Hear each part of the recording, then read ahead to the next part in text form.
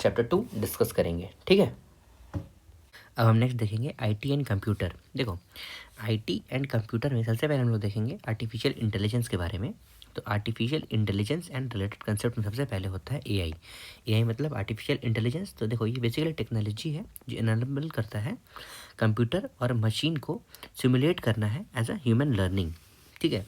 मतलब ये करता क्या है कि ये टेक्नोलॉजी है जो इनेबल करता है कंप्यूटर को और मशीन को जो ह्यूमन बीइंग जैसा काम करे और कॉम्प्रिहेंसिव प्रॉब्लम सॉल्विंग और डिसीजन मेकिंग में काम कर पाए। देखो, स्टेजेस ऑफ एआई देखोगे ना, सबसे पहले आर्टिफिशियल नैरो इंटेलिजेंस एएनआई जो है, तो उसमें सबसे पहले स्टेज 1 में मशीन जो है वो इमिटेट करता है ह्यूमन बिहेवियर, मतलब ह्यूमन के बिहेवियर की तरह शो ऑफ करता है, specialised in one area to solve a problem. दूसरा आर्टिफिशियल जनरल इंटेलिजेंस। तो देखो, सबसे पहले आ गया आर्टिफिशियल नैरो इंटेलिजेंस, दूसरा आ गया जनरल इंश्योरेंस। इसमें जनरल इंश्योरेंस में मशीन जो है वो continuously learn and are as smart as human, ठीक है। तो जनरल इंश्योरेंस में वो कंटिन्यूस काम करता है एज स्मार्ट एज ह्यूमन। वहीं पे अगर नैरो इंटेलिजेंस आप देखोगे ना, only focuses on only one behaviour और one area to solve a particular problem.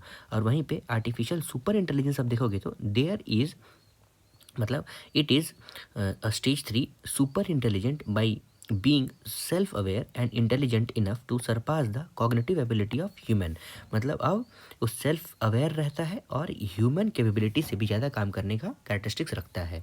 वही मशीन लर्निंग जो है वो इनेबल करता है एआई को, मतलब आर्टिफिशियल इंटेलिजेंस को, कि वो इमिटेट कर पाए the way that human learns gradually improving there accuracy. मतलब वो धीरे धीरे अपना डेटा को एनरिच करते जाएगा और वो अपना एक्यूरेसी को और एफिशिएंसी को बढ़ाता जाएगा।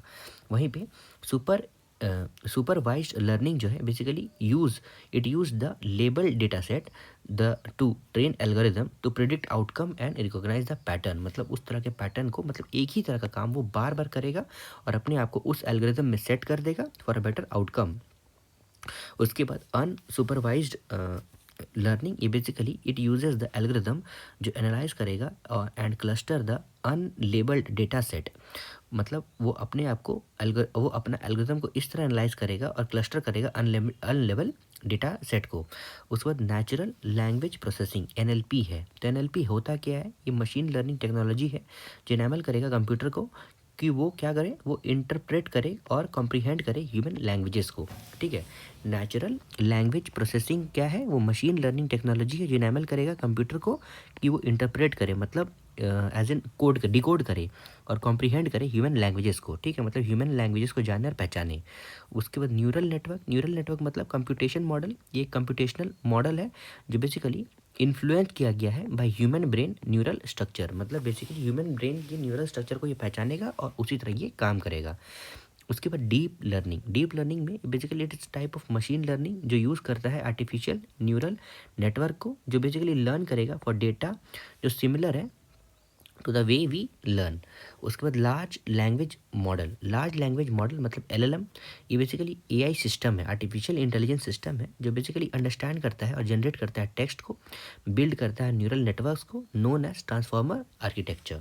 वहीं पे मल्टी मॉडल एलएलएम देखोगे तो basically these are LLM trained on large database जो इंक्लूड करता है बोथ टेक्स्ट को और नॉन टेक्सुअल डेटा को, जैसे कि इमेज, ऑडियो, वीडियो एक्सेट्रा। वो हो गया आपका मल्टी मॉडल एलएलएम, ठीक है। आपको समझ में आ रहा है ना? मल्टी मॉडल एलएलएम जो है वो बेसिकली ऐसा लार्ज डेटाबेस जो हैंडल करता है, ट्रेन करता है, जिसमें बोथ टेक्स्ट और नॉन टेक्सुअल कैरेक्टरिस्टिक, मतलब दोनों से वो हैंडल हो सकता है। उसके बाद जनरेटिव प्री ट्रेन ट्रांसफॉर्मर। तो जनरेटिव प्री ट्रेन ट्रांसफॉर्मर जो है बेसिकली रिफर करता है फैमिली ऑफ एलएलएम जो बेसिकली अंडरस्टैंड कर सकता है और जनरेट कर सकता है टेक्स्ट इन नेचुरल लैंग्वेज। जिसमें जनरेटिव आप देखोगे ना, बेसिकली एक ऐसा टेक्नोलॉजी है जो कैपेबल है of producing the content such as text and imagery. और वहीं प्री ट्रेंड आप देखोगे तो प्री ट्रेन मॉडल जो है बेसिकली सेव्ड नेटवर्क है जो basically that has already been taught using a large data set जो रिजॉल्व कर सकता है प्रॉब्लम को और एकम्पलिश कर सकता है, एम्पलिश कर सकता है स्पेसिफिक टास्क को। वहीं ट्रांसफॉर्मर क्या है? एक डीप लर्निंग आर्किटेक्चर है जो बेसिकली ट्रांसफॉर्म कर सकता है an input into another type of output, ठीक है। उसके बाद एजेंटिक एआई, ये है क्या? तो एजेंटिक एआई जो है बेसिकली एआई सिस्टम है जो that can autonomously make decision, take action और अडाप्ट कर सकता है to changing the environment. Example India first agentic AI Kriti. तो एआई कृति जो है वो क्या है, एजेंट है, ऐसा एआई जो एजेंट की तरह काम करेगा, जो कैन ऑटोनोमसली खुद से अपना डिसीजन बना सके और एक्शन ले सके। साथ ही साथ अगर इन्वायरमेंट चेंज होता है, मतलब कहीं मान लो पॉजिटिवली कुछ बोलना है या कुछ नेगेटिवली बोलना है, तो अपने आप को वो अडेप्ट करे as per the situation and give the decision. और इंडिया का एक अपना है फर्स्ट एजेंटिक, तो उसका नाम क्या है, एआई कृति। ठीक है। अब देखो भारत जेन के बारे में पढ़ते हैं तो मिनिस्ट्री ऑफ साइंस और टेक्नोलॉजी ने लॉन्च किया भारत जेन। ये है क्या, एट भारत जेन समिट। अब देखो भारत जेन के बारे में पढ़ लेते हैं तो ये आपको समझ में आया ना कि इंडिया ने, मतलब ministry of science and technology ने भारत जेन लॉन्च किया है भारत जेन समिट। अब भारत जेन के बारे में पढ़ते हैं तो इंडिया का पहला मतलब indigenously developed AI based multi model LLM है। ठीक है। तो एलएलएम के बारे में जब हम लोग यहाँ पे पढ़ा था ना, देखो एलएलएम जो है वो लार्ज लैंग्वेज मॉडल है, ये एआई सिस्टम है जो बेसिकली अंडरस्टैंड करेगा और जनरेट करेगा टेक्स्ट जो इंसान के दिमागी भाषा को पढ़ पाए। राइट, वो आपको समझ में आया। तो एक मल्टी मॉडल एलएलएम है, दिमागी भाषा को पढ़ेगा और उस तरह का लैंग्वेज को जनरेट करेगा फॉर इंडियन लैंग्वेज। जैसे देखो पब्लिक प्राइवेट पार्टनरशिप इनिशिएटिव है ये भारत जेन। तो पब्लिक प्राइवेट पार्टनरशिप मतलब आप समझ सकते हो ना, जिसमें गवर्नमेंट का शेयर और पब्लिक मतलब एज इन प्राइवेट शेयर भी रहेगा कुछ। तो देखो लॉन्च किया गया as a not profit company, वैसा कंपनी जिसमें कुछ आपको outcome as an profitable outcome नहीं चाहिए, with funding for the department of science and technology, जो डेवलप किया गया अंदर national mission on interdisciplinary cyber physical system NMICPs। उसके बाद देखो ये बेसिकली इम्प्लीमेंट किया गया है through technology innovation hub TIH foundation, किसके लिए, फॉर इंटरनेट ऑफ थिंग्स के लिए और इंटरनेट ऑफ एवरीथिंग के लिए एट IIT बॉम्बे, जिसका 4 प्राइमरी गोल है। तो 4 प्राइमरी गोल में सबसे पहला है क्रिएट करना है Bharat centric foundational LLM model, मतलब भारत सेंट्रिक मतलब India centric large language model, उस तरह का ये न्यूरल नेटवर्क का लैंग्वेज डेवलप करेगा, मतलब जो फोकस करेगा इंडियन लैंग्वेज में, उसके कल्चर में और ट्रेडिशन में।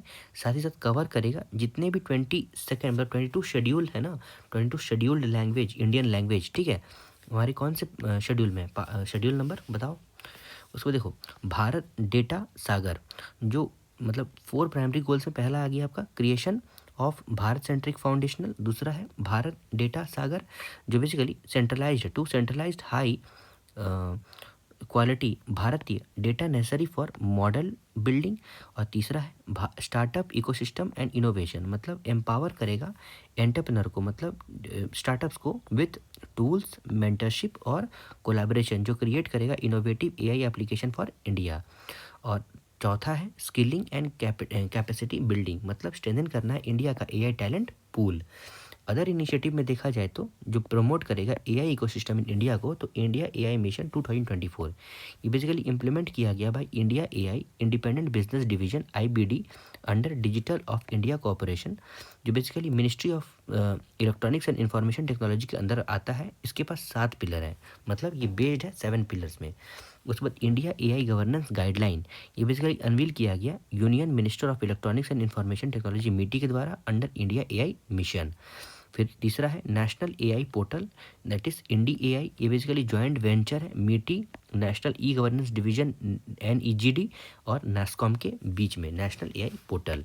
उसके बाद AI research analytics and knowledge dissemination platform Airawat, ये क्या है, जो प्रोवाइड करेगा कॉमन कंप्यूट प्लेटफॉर्म, किसके लिए, एआई रिसर्च और नॉलेज के लिए। ठीक है, मतलब एआई रिसर्च और नॉलेज को एक साथ एसिमुलेट करेगा, जो क्या करेगा common compute level as in एक प्लेटफॉर्म देगा, जो आप एआई को अच्छे से यूज़ कर सकते हो, उसके रिसर्च में काम कर सकते हो। ठीक है। फिर global partnership on artificial intelligence GPAI, ये बेसिकली किस लिए है, जो गाइड करेगा रिस्पॉन्सिबल डेवलपमेंट और यूज़ करेगा एआई को। इंडिया जो है फाउंडिंग मेंबर है global partnership on artificial intelligence का। उसके बाद other national strategy, sorry others में देखा जाए तो national strategy for AI NSAI, उसके बाद नेशनल एआई स्किलिंग प्रोग्राम, उसके बाद युवा AI initiative for skilling and capacity building, और सृजन जो जेन एआई सेंटर ऑफ एक्सीलेंस है। फिर इनिशिएटिव जो है जो एट ग्लोबल लेवल में है वो कौन सा है, अभी हम लोग कुछ देर पहले इंडिया का इनिशिएटिव देखा। अब ग्लोबल लेवल में देखोगे तो यूरोप्स एआई एक्ट 2024, यूरोप का फर्स्ट मेजर रेगुलेशन है ऑन एआई। फिर ब्लैंकशे डिक्लेरेशन, तो ब्लैंचले डिक्लेरेशन 2023 जो है ये साइन किया गया 28 कंट्रीज़ के द्वारा। आपको याद है ये डिक्लेरेशन, ब्लैंचले डिक्लेरेशन जो है वो याद रहना चाहिए, जो साइन किया गया 28 कंट्री एंड ईयू के द्वारा। ये बेसिकली इस्टेब्लिश करेगा a shared understanding of the opportunity and risk posed by frontier AI. फिर अदर देखा जाए तो G7 ऑन एआई 2023 एक्सेट्रा, ठीक है। उसके बाद देखो डीप फेक, ठीक है, एक न्यू, मतलब ये टर्म जो है ना, ये टर्म भले न्यू होगा लेकिन ये बहुत ज़्यादा प्रॉब्लमेटिक हो गया है। तो डीप फेक के बारे में पढ़ते हैं। तो यूएस ने इनैक्ट किया टेक इट डाउन एक्ट, जो टैकल करेगा हार्मफुल डीप फेक ऑनलाइन। मान लो ऑनलाइन में ना कोई ऐसा वीडियो है जिसमें सिर किसी का और हो और बॉडी किसी का और हो, उस तरह का एक वीडियो हो गया, तो उसको तुरंत टेक डाउन करना है। तो टेक इट डाउन एक्ट जो है वो यूएस के द्वारा इनैक्ट किया गया। अब देखो डीप फेक के बारे में थोड़ा पढ़ते हैं। तो ये एक कैसा डीप फेक जो है, ये वीडियो है, फोटो है या फिर ऑडियो रिकॉर्डिंग है जो बेसिकली सीम्स रियल, सही में मतलब सच दिखता है, but has been manipulated with AI blurring the line between reality and manipulation. Technology involve आप देखोगे तो डीप लर्निंग टेक्निक्स है, वहीं पे ये इन्वॉल्व करता है replacing faces, manipulating the facial expression और synthesising the speech. Potential application आप देखोगे ना, सबसे पहले एंटरटेनमेंट में, तो for creating the effect in movies, ठीक है, डीप फेक वहाँ पे यूज़ हो सकता है। ई कॉमर्स में कहाँ यूज़ हो सकता है, तो creating the customer likeness for virtual trial of cloth, तो वर्चुअल ट्रायल ऑफ क्लोथ के लिए ई कॉमर्स इंडस्ट्रीज में यूज़ किया जा सकता है। और कम्युनिकेशन में as in speech synthesis for speaking in another language etcetera. जिसमें टेक्नोलॉजी इन्वॉल्व आप देखोगे डीप फेक में, तो सबसे पहले ऑटो एनकोडर होता है, एक ऐसा आर्टिफिशियल न्यूरल नेटवर्क है जो ट्रेन किया गया है कि वो रिकंस्ट्रक्ट कर पाए input from the simpler representation, मतलब वो रिप्रेजेंट कर पाता है जिस तरह का आप उसको इनपुट देंगे उस तरह का वो रिप्रेजेंटेशन, मतलब रिप्रेजेंट कर देगा, उस तरह का इमेज वीडियो जनरेट कर देगा। उसको जनरेटिव एडवर्सरियल नेटवर्क गैन जो है बेसिकली यूटिलाइज करता है two machine learning networks, namely generator और एडवर्सरी। अब देखो जिसमें डेटा को इनपुट दिया जाता है, इनपुट डेटा, जनरेटर जो है वो क्या करता है, ट्रेन करता है मॉडल को, मतलब ट्रेन मॉडल जो बेसिकली क्रिएट करता है new examples of data exhibiting original data. और एडवर्सरी में क्या करता है, डिटेक्ट्स फ्लॉज और फेक्स, जो डिटरमाइन करता है, determining those that do not exhibit small characteristics of the original data. Feeds में देखोगे तो feeds the fakes back to first network to improve the process of creating the new data, मतलब feeds the fake back to the first network, पहला ही network में चला जाएगा जो improve करेगा प्रोसेस को, जो क्रिएट करेगा न्यू डेटा को, ठीक है, ये फीड कर देता है डेटा यहाँ पे। उसके बाद देखो रेगुलेशंस क्या है डीप फेक के खिलाफ इंडिया में, तो इंडिया लैक स्पेसिफिक लॉ, कोई एक स्पेसिफिक लॉ नहीं है डीप फेक के लिए और एआई रिलेटेड क्राइम्स के लिए। डीपी एक्ट 2023 जो है वो करता क्या है, वो basically personalises creation use of deep fake involving the personal data without consent, ठीक है, तो वो पिनलाइज करता है क्रिएशन, मतलब वो दंडित करेगा, ठीक है, अगर कोई डीप फेक कर रहा है या फिर कोई पर्सनल डेटा को यूज़ कर रहा है बिना किसी के कंसेंट का। फिर मीटी जो है वो प्रपोज करता है अमेंडमेंट किसको, इंफॉर्मेशन टेक्नोलॉजी को, that is intermediary guideline and digital media ethic codes को, जो रूल 2021 में लाया गया था, आईटी रूल्स 2021, जो चेक करता है misuse of synthetically generated information SGI को, जो इंक्लूड करता है डीप फेक भी, मतलब सिंथेटिकली जनरेटेड इंफॉर्मेशन के अंतर्गत डीप फेक भी आता है। बेसिकली ये प्रोवाइड करता है प्लेटफॉर्म जो इनेबल करेगा एसजीआई, मतलब सिंथेटिकली जनरेटेड इंफॉर्मेशन को, जो इंश्योर करता है लेबलिंग और permanent Meta data identifier. Other AI related developments को हम लोग अगर पढ़ लेते हैं तो बायोमोलिकुलर एम्यूलेटर्स, बायो एम्यू एक basically a new deep learning system है, बायो एम्यू 1, ये बेसिकली डेवलप किया गया माइक्रोसॉफ्ट के द्वारा और ये कोलैबोरेशन विद अदर रिसर्चर्स। फिर उसके बाद प्रेडिक्ट करता है फुल रेंज ऑफ शेप को, एज इन वो रेंज डिफरेंट रेंज से क्या करता है, आइडेंटिफाई करता है, प्रेडिक्ट करता है। उसके बाद protein naturally explorer under the biological condition. फिर उसके बाद अल्फ़ा जीनोम ये क्या है, ये लॉन्च किया गया बाय गूगल डीप माइंड, जो प्रेडिक्ट करेगा how individual mutation in human DNA, मतलब इंडिविजुअल का mutation in human DNA affect करता है उसके फंक्शन और इम्पैक्ट करता है हमारे हेल्थ को। साथ ही साथ ये बेसिकली बिल्ड अप किया गया है upon the Google deep minds earlier genome model informer और complements to alpha Miscellany, which specializes in categorizing the effect of variants without protecting protein coding region. उसके बाद अल्फ़ा फोल्ड जो है वो develop किया गया गूगल डीप माइंड के द्वारा, जो प्रेडिक्ट करता है a protein 3D structure for its amino acid sequence. Nobel laureate Demis Hassabis and John Jumper ने यूज़ किया अल्फ़ा फोल्ड 2 किसके लिए? For predicting the proteins complex structure, that is how protein fold into shapes, और determine करते हैं उसके functions को। उसके बाद C2C स्केल, तो sales two sentence scale 27B ये है क्या? ये डेवलप किया गया भाई Google DeepMind and Yale University, जो बेसिकली डिज़ाइन किया गया है, जो अंडरस्टैंड करेगा लैंग्वेज ऑफ इंडिविजुअल सेल्स और इंटरप्रेट करेगा कम्प्लेक्स बायोलॉजिकल इंटरेक्शंस को। उसके बाद प्रोजेक्ट सनकास्टर, ये बेसिकली लॉन्च किया गया गूगल के द्वारा, जो एक्सप्लोर करेगा AI computing in scale space using the solar power satellite in low earth orbits. उसके बाद आयरनवुड क्या है? ये गूगल 7th जनरेशन टेंसर है, जो प्रोसेसिंग यूनिट है, सॉरी गूगल का 7th generation tensor processing unit है, TPU है, जो डिज़ाइन किया गया है कि वो इन्हांस करे परफॉर्मेंस ऑफ AI मॉडल्स का। ठीक है, क्या है? टेंसर प्रोसेसिंग यूनिट है। उसके बाद टेंसर प्रोसेसिंग यूनिट जो है बेसिकली स्पेशलाइज्ड प्रोसेसर है, ठीक है, जो basically application specific integrated circuit है, ASIC भी है, जो डेवलप किया गया है गूगल के द्वारा। मतलब TPU जो है ना, ये स्पेशलाइज्ड प्रोसेसर एक चिप है, ठीक है, या फिर सर्किट है, या जिसका नाम क्या है? एप्लीकेशन स्पेसिफिक इंटीग्रेटेड सर्किट, जो गूगल के द्वारा डेवलप किया गया है। और इसी TPU को हम लोग एज इन यूज़ करते हैं डिज़ाइन करने के लिए और परफॉर्मेंस ऑफ AI मॉडल को इन्हांस करने के बढ़ाने के लिए।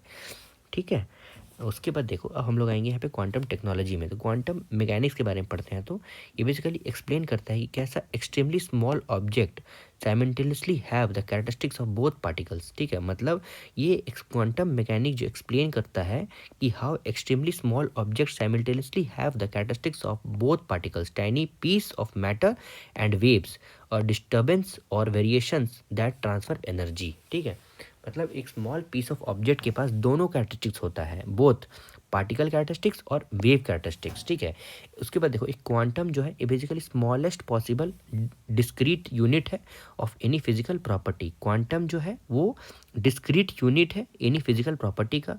और जर्मन फिजिसिस्ट जिसका नाम वर्नर हेंसबर्ग है, वो वर्क करते हैं, और उनका वर्क जो है वो led to discovery of quantum mechanics. तो आपको वर्नियर हेंसबर्ग का नाम याद होना चाहिए।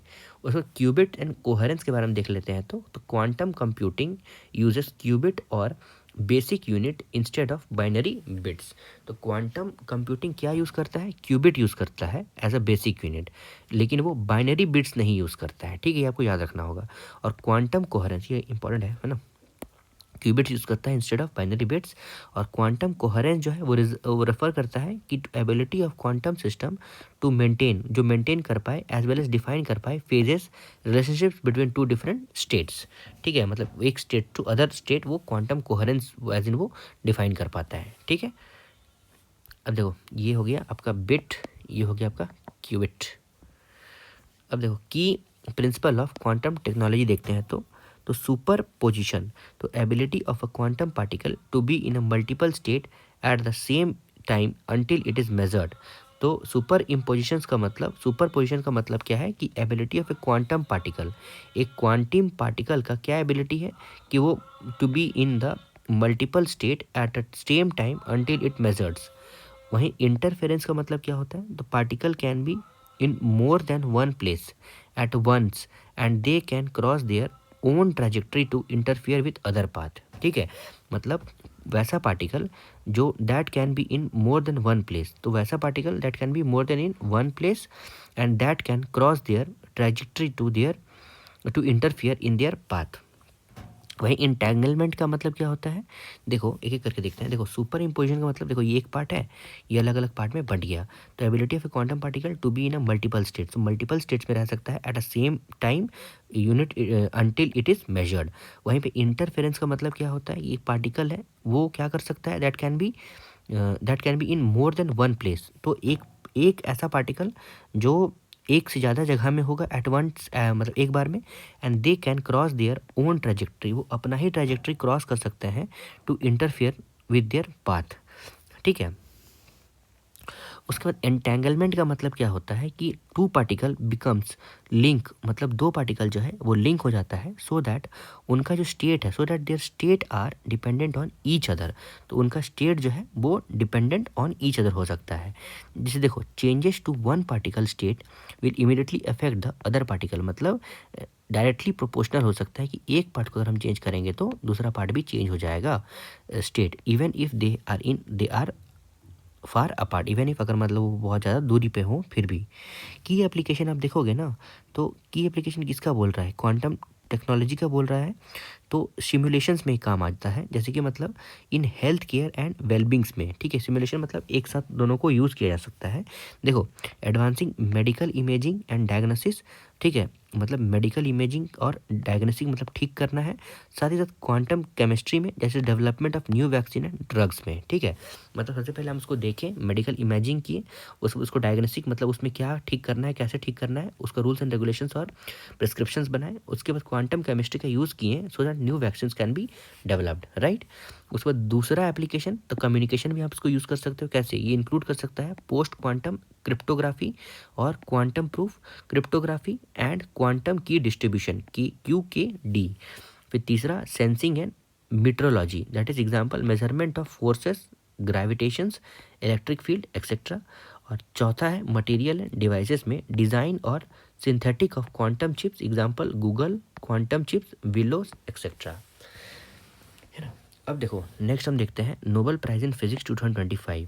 तो John Clarke, Michael H. Devoret and John M. Martinis, उनको अवार्ड मिला है नोबेल प्राइज किसमें, फिजिक्स में, for the discovery of microscopic quantum mechanical tunnelling and energy quantisations in an electric circuit.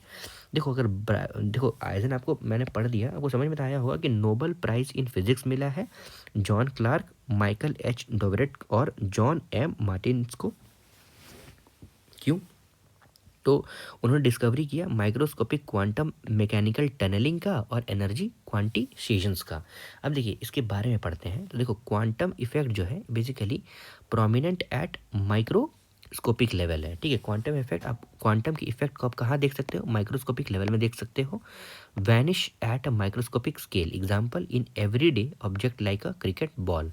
तो 2025 मतलब 2025 Nobel prize honours experiment that, वो क्या demonstrate करता है कि कैसे क्वांटम फेनोमेना जैसे कि क्वांटम टनलिंग जो है वो यूज़ किया जा सकता है ऑब्जर्व करने के लिए मैक्रोस्कोपिक सिस्टम्स को।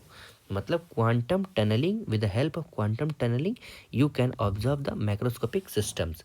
फिर क्वांटिसेशंस ऑफ एनर्जी में, तो एट माइक्रोस्कोपिक लेवल में पार्टिकल जो है वो ऑब्जॉर्व करता है और एमिट करता है एनर्जी इन डिस्क्रीट पैकेट्स, ठीक है। तो माइक्रोस्कोपिक लेवल में देखो यहाँ पे मैक्रोस्कोपिक था, यहाँ पे माइक्रोस्कोपिक है।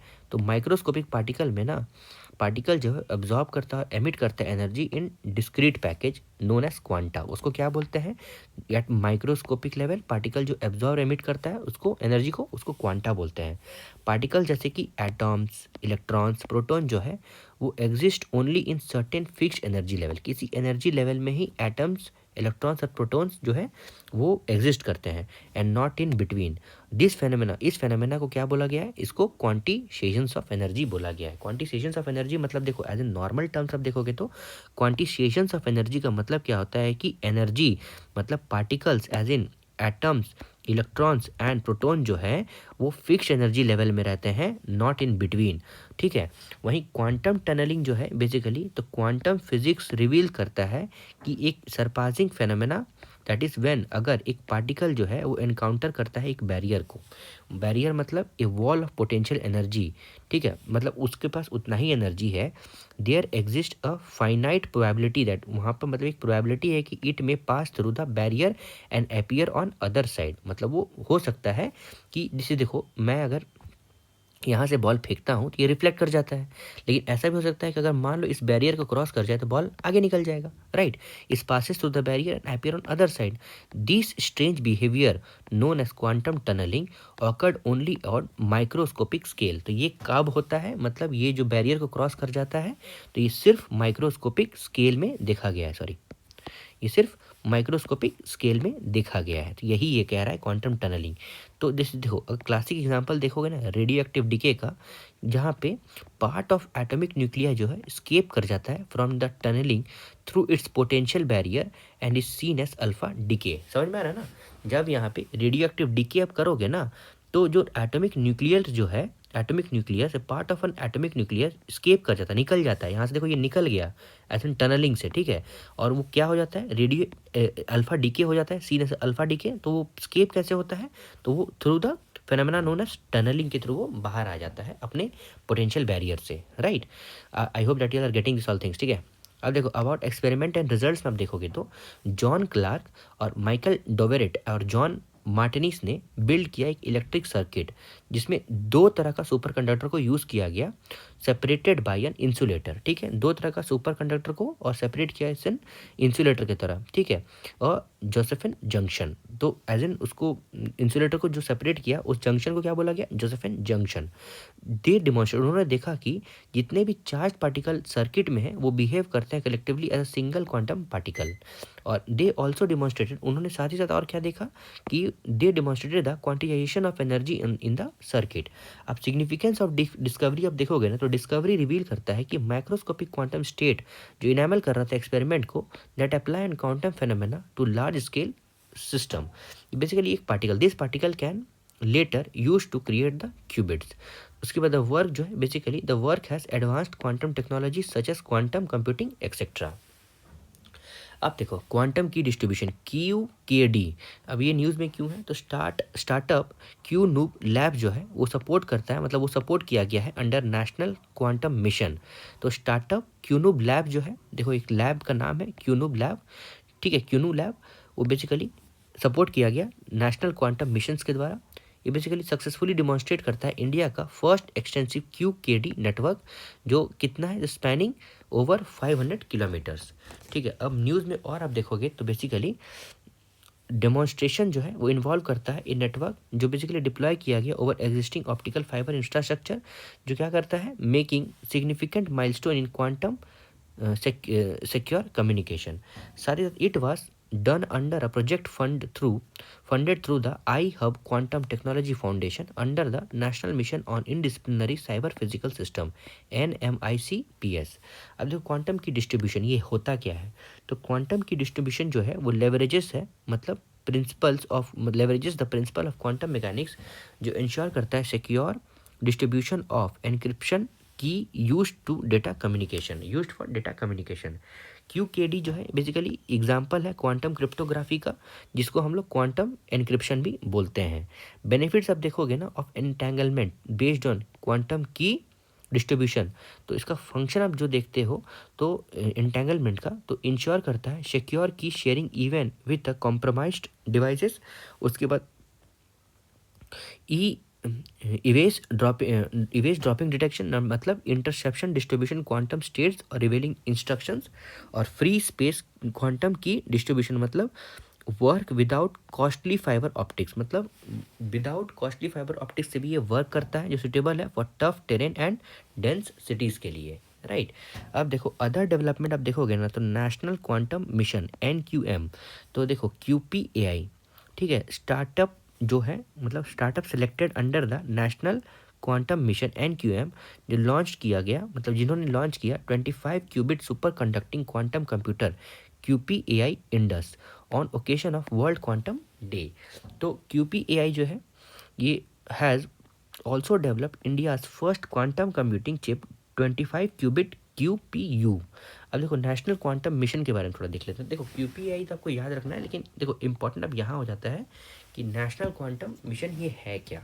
देखो इसका एम क्या है कि आपको सीड करना है, टू सीड नर्चर और स्केल अप, मतलब एज इन आपको लगाना है, उसको बढ़ाना है और आगे और ऊपर मतलब बढ़ाना है, ठीक है।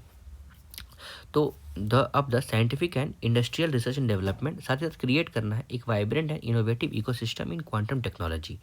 ये basically one of the 9 initiative है under prime minister science technology innovation advisory council NISTIAC।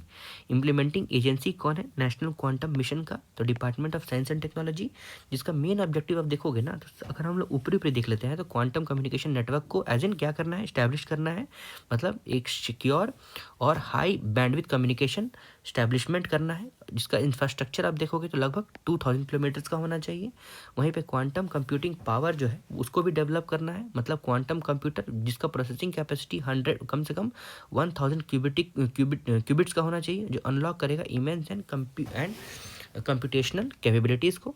उसके बाद magnetometry and atomic clocks, that is जैसे कि advancing the development of highly sensitive magnetometers for precision measurements and reliable atomic clocks.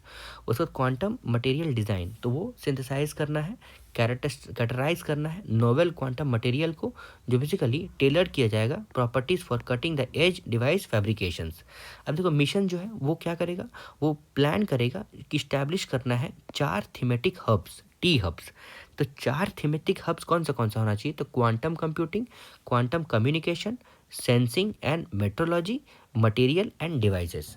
वहीं पे quantum information scrambling, ये क्या होता है? तो गूगल क्वांटम प्रोफेसर, तो गूगल क्वांटम प्रोसेसर विलो ने आउट परफॉर्म किया फास्टेस्ट सुपर कंप्यूटर, मतलब गूगल का क्वांटम प्रोसेसर विलो जो है वो क्या कर रहा है, फास्टेस्ट सुपर कंप्यूटर बना है। ये इन्होंने कितना स्पीड अचीव किया है? तो 13,000 into speed up over the best classical algorithm to top supercomputer. तो आपको एज किसका नाम याद रखना है? विलो का नाम याद रखना है, ठीक है। ये बेसिकली किसका है? तो गूगल क्वांटम प्रोसेसर है वो। उसको देखो टर्म जो है वो detected quantum echoes algorithm of scramble data, जो प्रोवाइड करेगा proving the information retention through entanglements. अब देखो अबाउट क्वांटम इंफॉर्मेशन स्क्रैम्बलिंग के बारे में थोड़ा पढ़ लेते हैं। तो उसका डेफिनेशन क्या है? ये रेफर करता है rapid spread of information across the quantum energy. तो स्प्रेड ऑफ इंफॉर्मेशन कहाँ पे? अक्रॉस द क्वांटम एनर्जी, ठीक है। कहाँ गया? अगर द क्वांटम सिस्टम जो क्या करेगा, making its inaccessible to local measurement. उसके बाद मैकेनिज्म जो इन्वॉल्व है उसमें, तो distribute the quantum data among the particles through the entanglements, hiding informations globally rather than erasing it. और एनालॉजी जो है like drop of eye dispersing in water, और information initially stored in 1 qubit gates distributed among many qubits. और significance इसका क्या है कि demonstrate करना है एक वेरीफिएबल क्वांटम एडवांटेज और इन्हांस करना है अंडरस्टैंडिंग ऑफ क्वांटम टेक्नोलॉजी। फिर QSIP मतलब quantum random number generator system in package, ये प्राइम मिनिस्टर डेडिकेट करते हैं क्यूसिप टू द नेशंस, ठीक है। तो प्राइम मिनिस्टर ने क्यूसिप मतलब quantum random number generator system in package nation को डेडिकेट किया है। अब ये होता क्या है, ये है क्या क्यूसिप? ये बेसिकली क्वांटम सिक्योरिटी चिप है जो प्रोवाइड करता है क्वांटम सर्टिफिकेट रैंडमनेस को, मतलब रैंडम नंबर किसके लिए? फॉर क्वांटम कंप्यूटर्स के लिए, जो यूज़ किया जाएगा इन क्रिप्टोग्राफिक एल्गोरिथम्स के लिए, जो इंश्योर करेगा डिफेंस अगेंस्ट किसके? साइबर थ्रेट के। मतलब अगर नंबर अलग रहेगा तो आप उसको टारगेट तो नहीं ना कर सकते हो, तो साइबर थ्रेट से एज इन डिफेंस मतलब बचेगा, और फ्यूचर क्वांटम अटैक से भी वो बचेगा। उसके बाद ब्रेन कंप्यूटर इंटरफेस BCI, ये है क्या? तो देखो स्टैनफोर्ड साइंटिस्ट, तो स्टैनफोर्ड के साइंटिस्ट ने डेवलप किया है एक privacy focused brain computer interface, जो क्या रिक्वायर करता है? That requires a mental password before any thoughts that can B decoded into text और ऑडियो। अब देखो ब्रेन कंप्यूटर इंटरफेस है क्या? तो ब्रेन कंप्यूटर इंटरफेस जो है वो इनेबल करता है direct brain to device communication, जो ट्रांसलेट करता है न्यूरल सिग्नल इनटू कमांड्स को। तो न्यूरल सिग्नल को वो क्या करेगा? कमांड में तब्दील कर देगा। वो बाईपास करेगा मस्कुलर कंट्रोल को, जो अलाउ करेगा जो अलाउ करेगा यूज़र को कि वो how to operate applications without alone. BCI जो है वो एक्वायर करता है ब्रेन एक्टिविटी को, मतलब ब्रेन की एक्टिविटी को, ऐसे यहाँ पे लिखा हुआ है ना कि मेंटल पासवर्ड है, रिक्वायर्स ए मेंटल पासवर्ड, और यहाँ पे न्यूरल भी कहीं लिखा हुआ है, न्यूरल सिग्नल इनटू कमांड्स। तो वही ये कर रहा है कि एक्वायर करता है ब्रेन की एक्टिविटी को। जहाँ न्यूरल वर्ड आ जाता है ना, तो वैसे ब्रेन की एक्टिविटी को ये बेसिकली सिग्निफाई करना स्टार्ट कर देता है, ठीक है। तो न्यूरल एक्टिविटी को एक्वायर्स द ब्रेन एक्टिविटी को कैसे? इन्वेसिव इम्प्लांट्स और नॉन इन्वेसिव वेरिएबल्स, ठीक है, जो बेसिकली प्रोसेस करेगा सिग्नल को और सेंड करेगा command with feedback crucial for user adaptations. उसके बाद देखो ब्रेन कंप्लीट इंटरफेस वो है क्या कि सबसे पहले motor control that is plan to decide to turn on the lamp, ठीक है। ये बेसिकली कैसे हो सकता है, ब्रेन कंट्रोल इंटरफेस कि आपको लैम्प मतलब एज एन लाइट जलाना है या नहीं जलाना है, ठीक है। उसके बाद BCI कंट्रोल प्लान जो decide to turn on lamp, फिर एग्जीक्यूशन कैसे करोगे कि decide to turn on lamp में सबसे पहले reach out to your arms and use your finger to press the lamp on और ऑफ। वहीं पे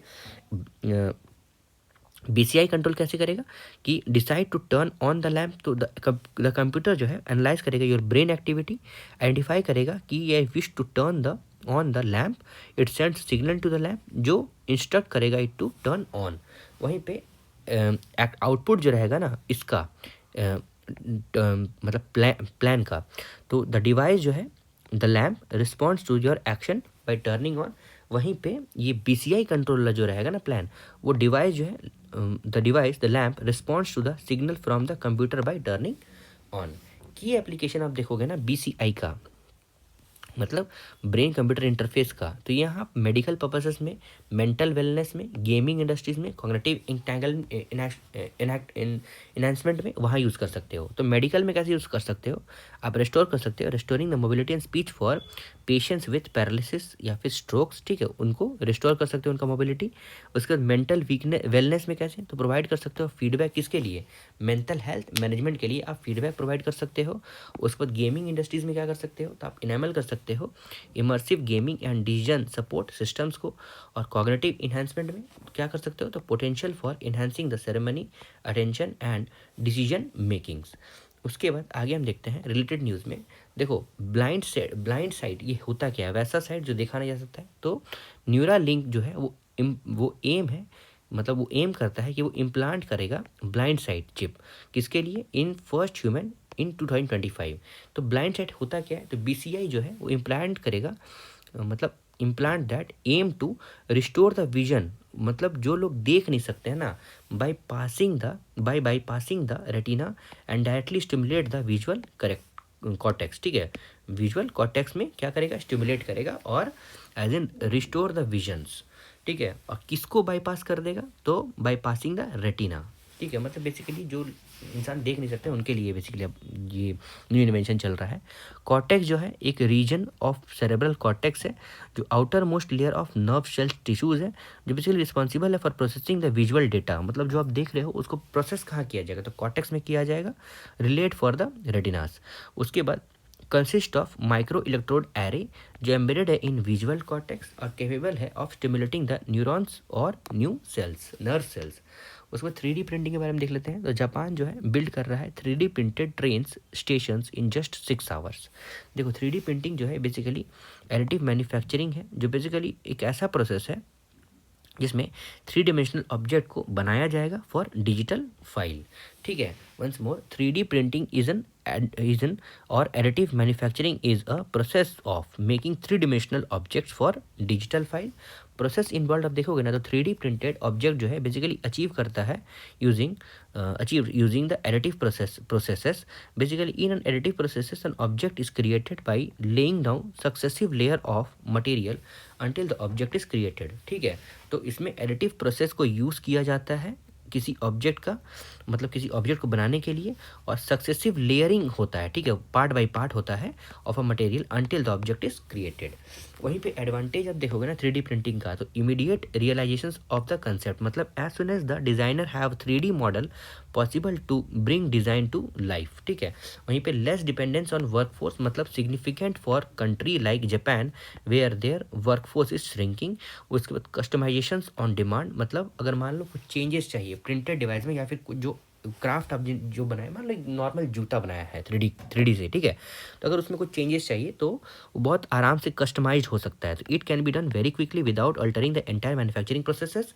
और वहीं पे कॉस्ट इफेक्टिव आप देखोगे तो saving one material cost, labour and operational efficiency, जो रिड्यूस करेगा इन्वेंट्री और वेयर हाउसिंग कॉस्ट को। उसके बाद आगे देखते हैं मोर डिज़ाइन फ्रीडम में तो और आपको मतलब मोर डिजाइनिंग आपको मतलब as in you can design more of things on in that same object. जैसे देखो complex geometries and lattice can be incorporated. Others में देखोगे तो eco friendly and sustainable, supports on demands, on location productions, ensure करता है better quality products etcetera. अब देखो applications of 3D printing देखते हैं तो मैन्युफैक्चरिंग सबसे पहले, कस्टमर प्रोडक्ट्स और industrial products, manufacturing tools, prototypes etcetera. Advanced health care में देखा जाए तो कस्टमर जो है, कस्टमर का प्रोथेस्टिक्स मतलब जैसे देखो मान लो किसी का नी नहीं है या फिर पैर नहीं है तो आप प्रोथेस्टिक बना सकते हो ना, तो वही फिर या फिर bio printing organs such as organs on chips etcetera. ये एडवांस हेल्थ केयर में 3D प्रिंटिंग यूज़ किया जा सकता है। उसके हिसाब से मतलब as in based on a people physical appearance it can be made out. उस पर हिस्टोरिकल स्टडीज में देखा जाए तो help in reconstructing fossils, replicating ancient artifacts etcetera, और फॉरेंसिक में रिकन्स्ट्रक्ट कर सकता है एविडेंसेस इन फॉरेंसिक पैथोलॉजी। अब 4D प्रिंटिंग जो है वो इन्वॉल्व करता है फ्रॉम 3D प्रिंटिंग, वो उसको आप इवॉल्व कर सकते हो कैसे, आपको एक और डिमेंशन दैट इज टाइम आप ऐड कर सकते हो तो ये 4D प्रिंटिंग हो जाएगा। ये basically in it object can be change the shape और फंक्शन ओवर अ टाइम, तो वो जैसे जैसे टाइम चेंज होता जाएगा उसका आप एज इन शेप भी चेंज कर सकते हो over time in response to environmental stimuli such as heat, light और मॉइस्चर एक्सेट्रा। अब देखो नेक्स्ट हम देखते हैं स्टेबल कॉइन्स। देखो the genius act has been enacted in the US, जो बेसिकली इस्टेब्लिश किया गया है regulatory framework for stable coins. Stable coin है क्या, ये basically type of crypto currency है जिसका वैल्यू जो है वो लिंक्ड है to that of another currency, commodity और फाइनेंशियल इंस्ट्रूमेंट, जैसे कि टेथर मतलब USDT। ये basically is pegged to use the US dollar. साथ ही साथ they have the potential to bring the efficiencies to payments, और they have primarily 3 types of stablecoins, मतलब there are 3 types of stablecoins that is fiat, collateralised और पहला, दूसरा है crypto कोलेटरलाइज्ड और तीसरा है नॉन कोलेटरलाइज्ड। ठीक है, कोलेटरल होता है ना ऐसे भी कुछ गिरवी है ना, fiat, collateralised, crypto collateralised and non collateralised algorithmic. Concern इसका क्या है, मतलब प्रॉब्लम क्या है, तो risk of mass withdrawal of holding risk of mass withdrawal of holding simultaneously. ठीक है, मतलब तुरंत विड्रॉल किया जा सकता है तो एज इन वो दिवालिया घोषित हो जाएगा ना। Fail the test of elasticity that is cannot expand quickly to provide the additional liquidity in case of high demand, और risk of money laundering etcetera. Regulations देखा जाए तो क्रिप्टो करेंसी और क्रिप्टो एसेट्स इन इंडिया में, तो currently crypto assets are unregulated in India. तो crypto assets जो है अभी तक उसका कोई रूल्स एंड रेगुलेशंस नहीं आया हुआ है। However government through the finance act 2002 brought a comprehensive taxation regime for the transfer और वर्चुअल डिजिटल एसेट VDA, जो इम्पोज करता है 30% tax on capital gains from VDA। वहीं पे द इनकम टैक्स एक्ट 1961 जो है वो डिवाइन करता है, मतलब वो बताता है VDA को ये एज एन इंफॉर्मेशन और कोड और नंबर और टोकन है जो जनरेट किया गया थ्रू क्रिप्टोग्राफिक मीन्स ऑफ और अदरवाइज, जो ट्रांसफर्ड द स्टोर्ड और traded the electronically, example crypto currency, non fungible token, NFT etcetera. उसके बाद 2023 में VDA जो है basically brought under the purview of preventive and money laundering act 2002। 2023 में इसको as a prevention and money laundering act के अंतर्गत लेके आया गया।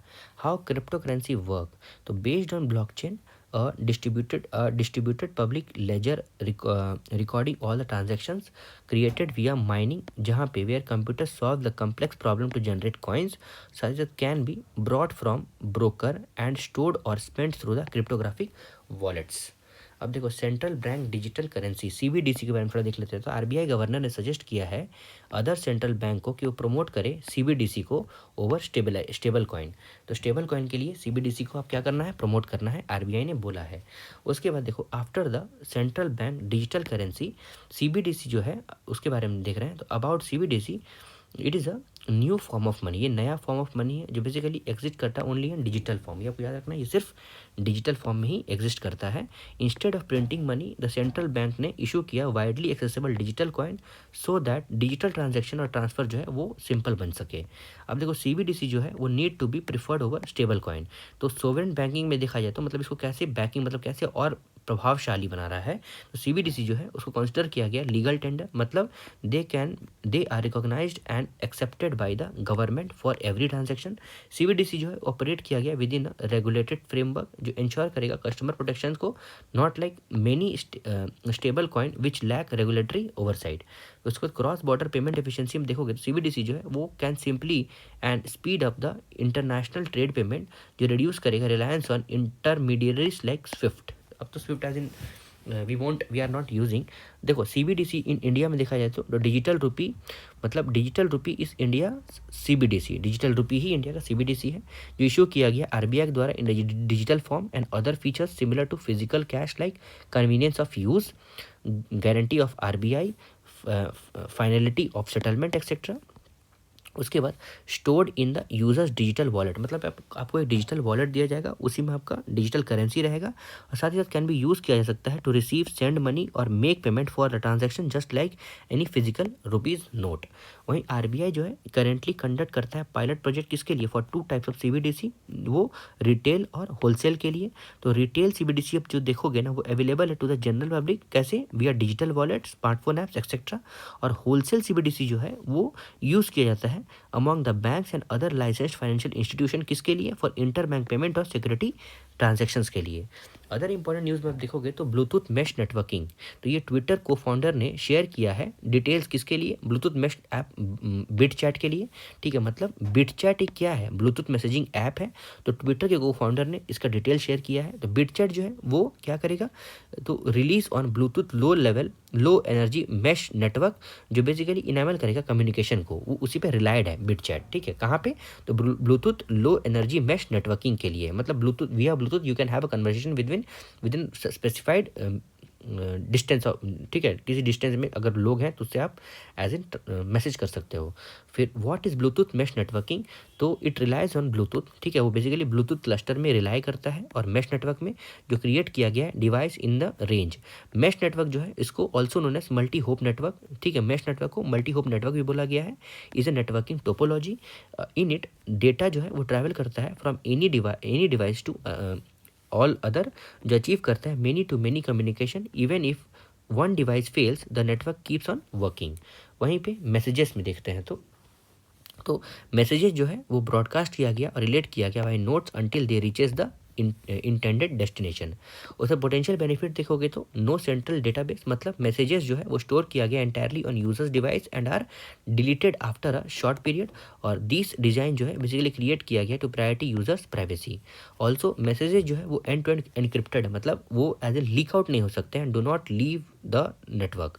वहीं पे नो रजिस्ट्रेशन रिक्वायर्ड, मतलब यूजर जो है are not required to create any account, तो यूजर्स को कोई अकाउंट नहीं चाहिए, यूजर देयर ईमेल और phone number, making the communication anonymous. मतलब रेडिट आपने यूज़ किया है ना, उसमें अकाउंट बनाना पड़ता है लेकिन वो एनोनिमस भी है बहुत ज़्यादा, तो सेम ये भी वैसे ही रहेगा। उसके बाद project water worth, basically Meta ने सेलेक्ट किया है मुंबई और विशाखापट्टनम को एज ए लैंडिंग साइट किसके लिए, for undersea cable project Waterworth को किसने, मेटा ने किया है सेलेक्ट, ठीक है। अंडर सी केबल चलता रहता है ना वो उसी के लिए, ये बेसिकली कनेक्ट करता है 5 मेजर कॉन्टिनेंट को, और ये वर्ल्ड का लॉन्गेस्ट सबसी केबल प्रोजेक्ट है। अब देखो अंडर सी केबल के बारे में थोड़ा देख लेते हैं, तो ये बेसिकली फाइबर ऑप्टिक केबल है, ठीक है, फाइबर ऑप्टिक केबल है जो ले डाउन किया गया अक्रॉस द ओशियन फ्लोर, जो ट्रांसमिट करता है इन्फॉर्मेशन और इनॉमेल करता है वर्ल्ड वाइड कम्युनिकेशंस को। इसका सिग्निफिकेंस आप देखोगे तो अंडर सी केबल जो है बेसिकली बैकबोन है इंटरनेशनल इंटरनेट्स का। उसका विक्रम 3201, ये इंडिया का पहला 32 बिट प्रोसेसर है जिसका नाम क्या है, विक्रम 3201, ठीक है। तो प्रेजेंट किया गया PM at a Semicon India 2025। तो सेमिकॉन इंडिया एक क्या था, सेमिनार था, ठीक है, मतलब एक प्रोग्राम था, वहाँ पे बेसिकली विक्रम 3201 को प्रेजेंट किया गया, ठीक है। ये 32 बिट प्रोसेसर है, ये advanced version of indigenously design 16 bit Vikram 1601 micro processor है, ठीक है। मतलब 16 बिट विक्रम 1601 एक माइक्रो प्रोसेसर था, उसको एडवांस करके विक्रम 3201 कर दिया गया, पहले 16 था अब 32 हो गया, ठीक है। तो माइक्रो प्रोसेसर है which has been flying in avionic system of ISRO launch vehicle, avionic species मतलब रॉकेट्स में है ना, लॉन्चिंग साइट्स में, लॉन्चिंग ऑब्जेक्ट्स में। फिर उसके बाद फुल्ली आप देखोगे मेड इन इंडिया है, 32 बिट माइक्रो प्रोसेसर जो क्वालिफाइड है फॉर हार्श एनवायरमेंट और कंडीशंस ऑफ लॉन्च व्हीकल। साथ ही डिजाइन किया गया एंड डेवलप किया गया भाई विक्रम साराभाई स्पेस सेंटर इसरो के द्वारा in collaborations with the semiconductor laboratory SCL Chandigarh. उसके बाद basically they have also developed Kalpana 3201 on another 32 bit microprocessor. आपको याद रखना होगा, मान लो recently seen in news 3201 Kalpana 3201 वो है क्या, तो ये एक 32 बिट माइक्रो प्रोसेसर है। फास्टैग, तो मिनिस्ट्री ऑफ रोड ट्रांसपोर्ट और हाईवे ने लॉन्च किया है फास्टैग एनुअल पास फैसिलिटी। एक डिवाइस है बेसिकली एम्प्लॉय किया गया रेडियो फ्रिक्वेंसी आइडेंटिफिकेशन टेक्नोलॉजी के द्वारा, मतलब के तहत, ठीक है। एक डिवाइस है दैट एम्प्लॉय करता है रेडियो फ्रिक्वेंसी आइडेंटिफिकेशन टेक्नोलॉजी, किसके लिए, so that you can make toll payments directly from the account while the vehicle is in motion. RFID जो है रेडियो फ्रिक्वेंसी टेक्नोलॉजी यूज़ किया गया है, वो कंसिस्ट करता है आइडेंटिफिकेशन टेक्नोलॉजी जो है वो यूज़ किया जाता है of the tags and readers, और एम्प्लॉय करता है रेडियो वेव्स जो कम्युनिकेट कर सकता है इन्फॉर्मेशन ऑफ ऑब्जेक्ट्स और people to nearby radars. ये बेसिकली शॉर्ट रेंज टेक्नोलॉजी है। एफिक्स किया गया on wide screen windscreen, मतलब शीशा आपके पास है ना, आपका बड़ा वाला शीशा होता है ना गाड़ी का, वहाँ पे windscreen of the vehicle, and enables the customer to make the toll payment directly from the accounts which is link to FASTag. FASTag के साथ जो अकाउंट आपका लिंक्ड है वो डायरेक्टली पेमेंट कर देगा रेडियो फ्रिक्वेंसी टेक्नोलॉजी के साथ। डेवलप किया गया है NPCI के द्वारा under national electronic toll collections NETC programme. Digital twin ये है क्या, डिजिटल ट्विन जो है एक क्या है, ये डिजिटल रिप्रेजेंटेशन है ऑफ अ फिजिकल ऑब्जेक्ट, ठीक है। डिजिटल रिप्रेजेंटेशन है किसी ऑब्जेक्ट का, पर्सन का, प्रोसेस का, conceptualised in a digital version of its environment. ये बेसिकली हेल्प करता है organisation simulate real situation and their outcomes, और अल्टीमेटली अलाउ करता है to make the better decision. ये बेसिकली यूज़ करता है real time data from the sensor for behaviour simulations and operation monitoring. SSI Mantra जो है परफॉर्म करता है वर्ल्ड का पहला cardiac telesurgery across 10,000 kilometre, ठीक है। अब SSI मंत्रा ये है क्या, इंडिया का इंडिजीनियस सर्जिकल रोबोटिक सिस्टम है, जिसका फीचर क्या है, ये 3D डिफिनेशन विजुअलाइजेशन है, प्रिडिक्टिव एनालिटिक्स है, एक्सेट्रा, ठीक है। मतलब 3D डिफिनेशन और विजुअलाइजेशन से ये करता क्या है, world first cardiac telesurgery करता है, ठीक है, अक्रॉस 10,000 किलोमीटर, ठीक है।